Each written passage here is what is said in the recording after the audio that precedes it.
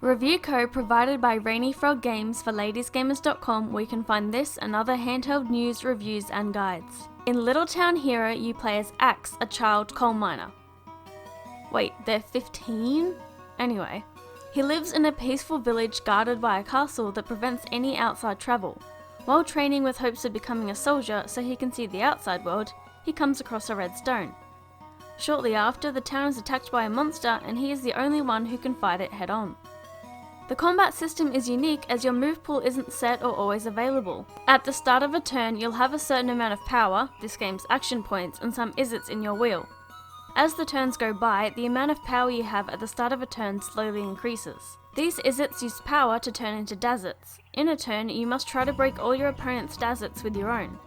Red dazzets are attacks which can only be used once in a turn. Yellow are shields and can be used until they break. While blue are special effects, some of which may deal damage. Your and their dazzets have attack and defense numbers, which fight against each other, detracting the other's defense by their attack number. If the defense reaches 0, the dazzet will break. You must fight against every one of the opponent's dazzets in a turn. If you run out or can't use any, you must struggle and will take the damage directly to your life. Your goal is not only to prevent that, but also to break all their dazzets in a turn. If you do that, they will reach an all break. And if you have a red dazzet left or enough power to unlock one, you can then deal damage directly to their life. Everyone has 3 hearts, but in monster fights you and they will have a guard up. This is a number that must be broken before you can attack their heart in another all break. When attacking the heart, the number of the dazzet's attack doesn't matter, but when hitting guard it will.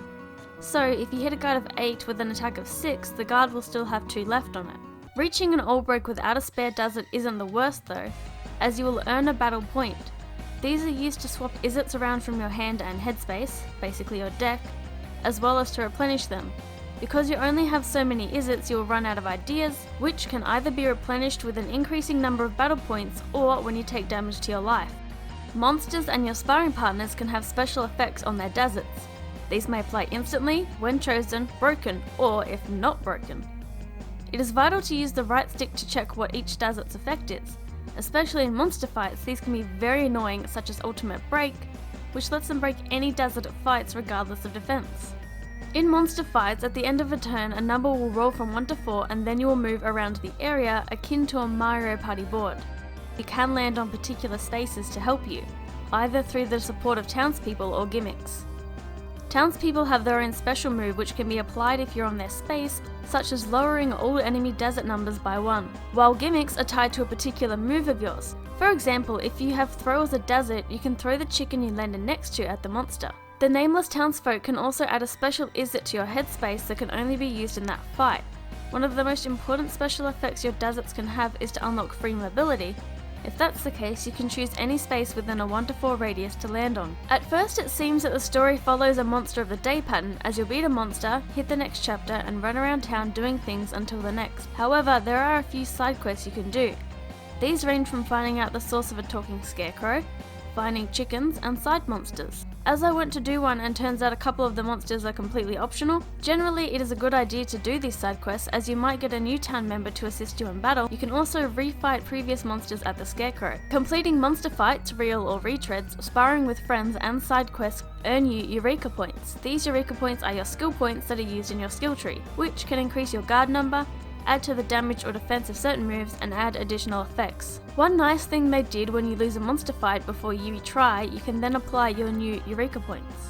My first thought about the game's appearance was that this game screams budget, which, given it is slightly less than half the price of a full retail game, makes sense. However, since the game is set entirely in one town, I think a couple of things could have looked better. At least the unnamed NPCs could have different colour hair or clothing, especially since some of them are important for side quests. The best looking parts of the town would be the buildings, and I like most of the monster designs. Even with this, the performance isn't great, as the game would pause while loading a text box or a cutscene for a few seconds. Music would also stutter due to this, and sometimes stuttered in battle. There's only 4 different maps monsters show up in, and despite that, one of them clips through the buildings. Sometimes there's a touch of slowdown while exploring. At least the performance is the same in both handheld and docked. I also found the camera controls to be stiff when I had to walk around town. Even taking off the follow option, I didn't feel like I had full control of it. While the town isn't huge, I do wish there was a run button. Music is one of the best aspects of this game.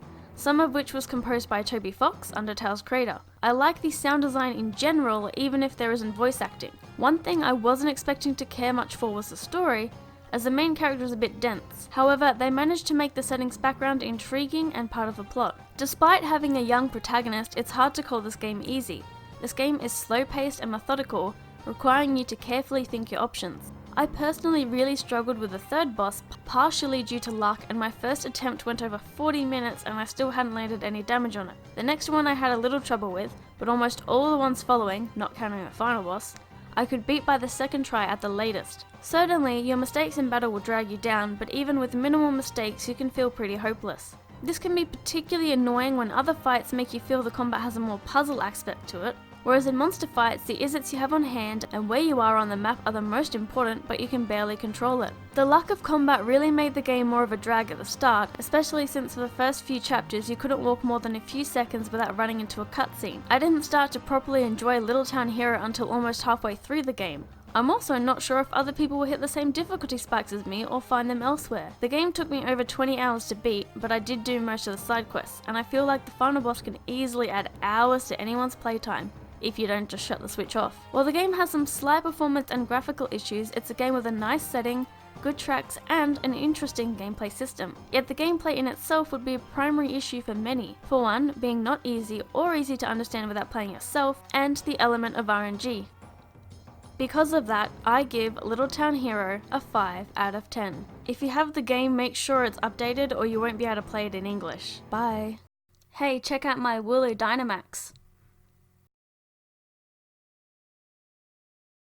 Whoa, it can Mega Evolve too?